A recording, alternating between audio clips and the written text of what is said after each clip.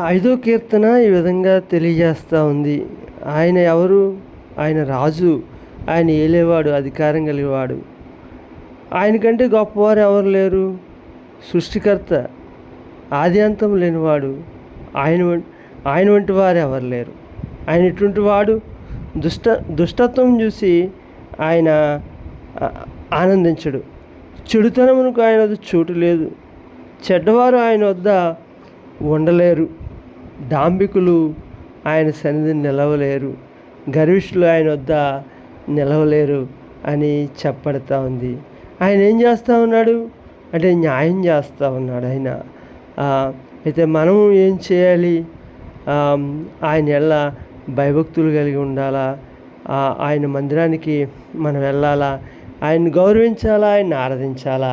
అటు రీతిగా ఉండడానికి దేవుడు మనకు సహాయం చేయనుగాక. ఆమేన్.